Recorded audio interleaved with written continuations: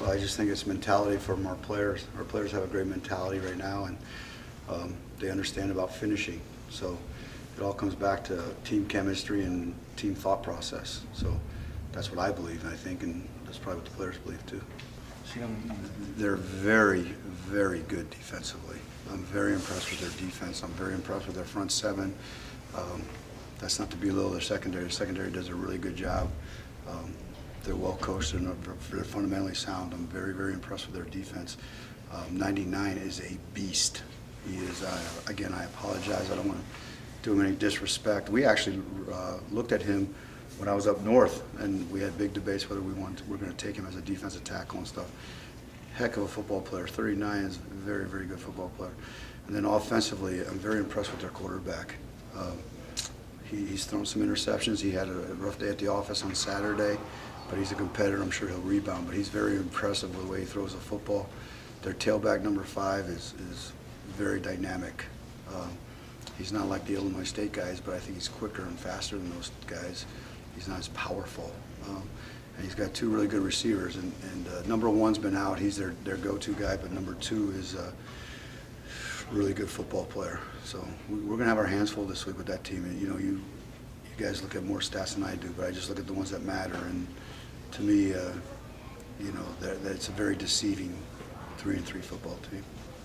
There were penalties, and we're trying to be aggressive. The but part of that is, we talk to our players. That's part of our plan to win, Dan, is penalties. And when you look at the whole concept of the game, though, we won that phase.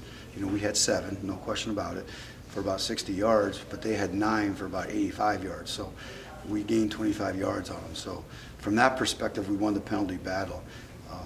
I think I mentioned to you or somebody that crew is famous for throwing penalties. So quite honestly, in their world, they average about 23 penalties a game. I get a report every week, and they average about 23 penalties a game. And we came out of that game with 16, both teams. There's no question the intensity is coming, but I think what's coming, but the other thing that's happening to these kids is they've been here a long time. It seems like they've been when, half of them were here when, especially the seniors, they were here when I walked in the door, and these guys that are playing for us now are seniors, juniors.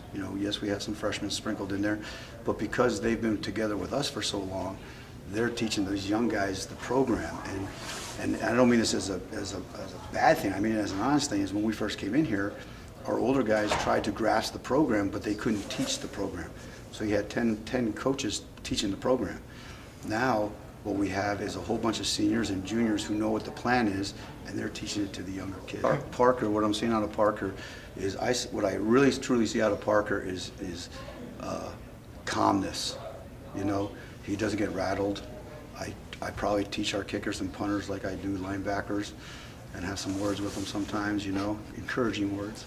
But Parker is really very steady. I don't know if that's the right word I'm looking for.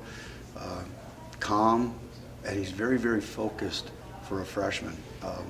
He handles his job, does it well, makes a kick. It's like, okay, made it, I think he's only missed 1 or 2, and it's like, no, I missed, I'll get it next time. So I really like that. I like his maturity and his thought process. Well, I've been trying to get the crowd out for 3.5 years. That's not my job anymore. My job is to win football games. However, I'm always sentimental to homecoming because I do believe in coming home, and I do believe that alumni comes back to relive their, I don't know where my little gray-haired buddy is, to relive their Springsteen days with Glory days. Coming back here, I think that's awesome. I think it's awesome that former players come back to compare their, fishing stories, that how great they were when they played here, and I think it's great for them to come back and to this great school and this great institution. And it's special because homecoming only gets revolved around football games, no other sports, so I think it's really special. Randall didn't play this week, good observation, and Daniel stepped in, and Nick and Jeremiah Wilson. And with this league, because it's so physical and tough, you need a big old stable of running backs, and we've had that. When Myron went down in spring football, and we already knew we lost him for the year, the good Lord bless us because we were able to go out there and get Don and Daniel to come in and supplement and help us out in that role, to not take his place, but to come in and contribute. And he's done a fantastic job with it because we obviously knew we had Jay Rand and we had Masoner, and we were hoping Jeremiah could come in and contribute. And our hopes came true because he's doing a good job. So we have 4 tailbacks that we really, really like. And that's also comforting, going back to that word. That's my word, I guess, for the day, comforting. Is Randall hurt, or what's the situation? We don't talk about injuries, Dan, but thank you for asking.